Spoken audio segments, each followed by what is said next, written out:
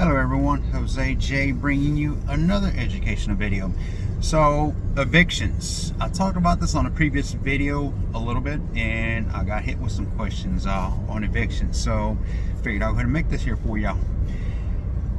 Evictions, I think that is one part of the business that every landlord dreads. I don't see anybody jumping up and down when it's court date. Not me anyway. I hate court dates, but you know what? It is part of the business. It is part of landlording. So if you are going to become that, know that that comes with it, you know.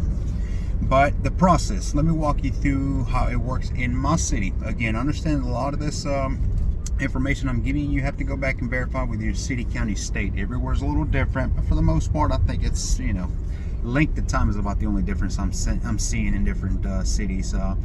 But where I'm at, the way it works is basically, you know, if your tenant, of course, is behind on their rent, X amount of days, you can go do an eviction. You go to the court. They have a paperwork you have to fill out, basically, where they're going to get the paperwork through a deputy. This deputy will go out there and basically give them the paperwork, let them know that you've been served with papers to be evicted. They have 7 days. Again, I'm gonna keep notating this. This is in my city where I'm talking about. Okay, they have 7 days to answer. Let me back up a little bit. The paperwork you go do at the court is basically one sheet statement. One sheet statement that you go and you file how much they owe you, how far behind they are, and in my city it's $101 and some change to do this. So that's one more bill you get to add to their eviction, something that, you know, if you go through court you'll have to handle that. But before I go on, I would highly suggest that if you are a landlord and you are dealing with some of this here, you know, I always, when I was doing landlording rentals, I always try to work with the tenants as much as possible to a certain extent, you know, until, of course, you know, it comes a time when you can't. It is what it is. It is a business at the end of the day, and if they cannot pay on time or they're constantly late, because that is one more thing, you don't have to, in my city again, you don't have to continue to take any more payments.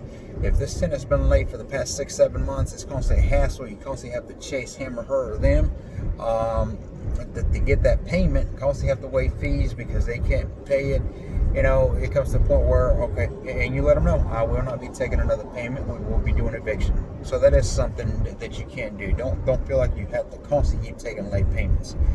But try to work with them if you can. Then if it comes down to, then go through the eviction.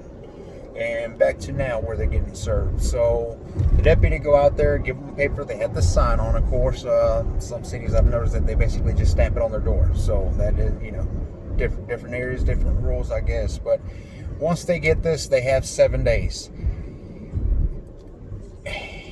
All the evictions that I did have, you know, it seems like tenants know the rules. They wait until the last day to go file. And what this does is this just buys them time.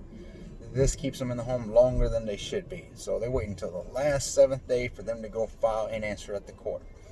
When that happens, then the court mails myself, in this case, a letter saying that the tenant, the resident, has filed an answer. Therefore, we have to go to court now. Okay? It could be very simple. If they don't file an answer, you know, if they forget, if 7 days go by and they don't, that's it. We go get a writ, which we'll get into in a second.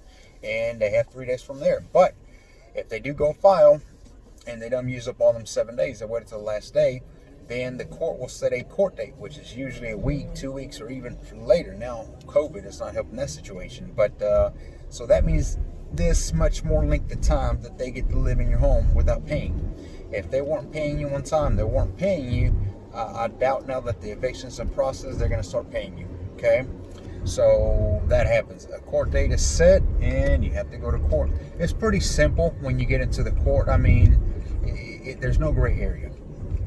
You know, they're asked, so let's walk through that process. You get to court at this point, you're in front of a judge, and my judge in this case, this city has always suggested that, is there something y'all two can agree, step outside, and then we'll go through it. I don't ever get into that position. If we're already in court, we're already in court. You know, I try to work it out there, but it is an option that they give you. And sometimes the tenant resident may take this serious at this point. You know, this is a serious deal. This is a business, and may have the money. I don't know. Hasn't happened for me that way. We go in front of the judge.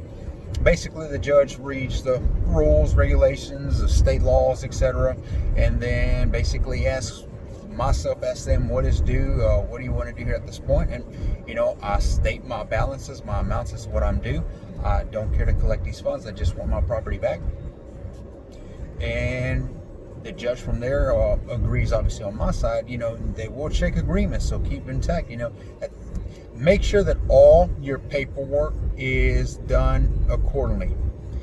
This would not be a good time for you as a landlord to have done the paperwork incorrectly, because they can go against you. You do not want that, okay?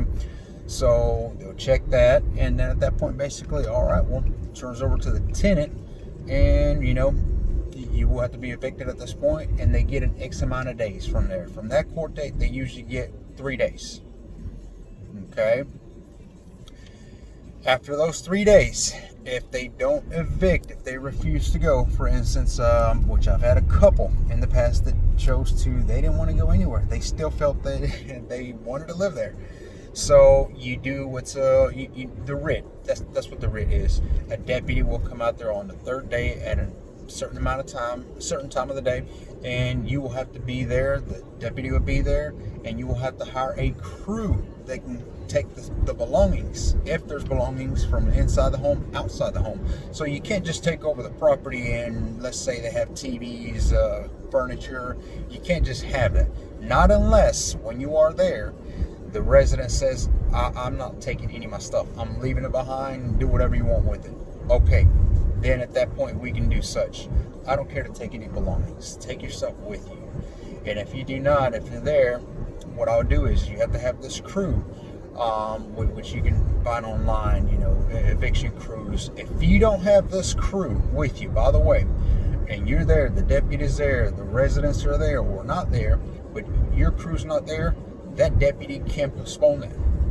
I've never done it, so I don't know. I don't think that's what you need to do, because at this point it could turn into another court date. I don't know. But you need to make sure that all your ducks are in a row. From your side, you need to be on standing right. And once it's there, like I said, you know, this crew can go in and help remove these stuff, put them basically on the side of the curb. This is not the pretty side of mobile home investing that I like, not at all. I hate it, as a matter of fact. But again, it is part of it. So keep in mind, if you're going to be doing this business, you will run into this at one point or another.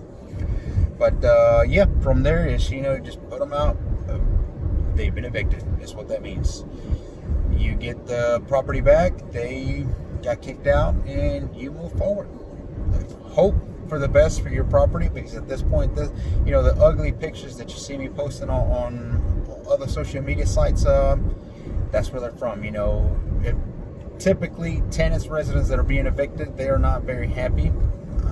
You know, it is what it is, but that's where they start tearing up things. They ruin things they shouldn't. That is part of it. Make peace with that. Make the best of that. Move along. Okay? Hope I answered that to the best of my ability on the way evictions work. Like I said, every city, county, state works differently, so don't go just by this information here. Check with them. And you can simply call the city and ask them, how does an eviction work here? They'll tell you. Okay? Probably can Google that online. So, but all right. Be sure to hit the like, subscribe button for these videos if you found them productive, and we will keep having these videos coming along. Working on some big projects, now moving on to mobile home parks. So that is huge. That's what we're doing now. We've been trying to get into this for a while. So any questions, be sure to email them to me, jgarcia@mobilehomepartner.com. Until next time, thank you for watching.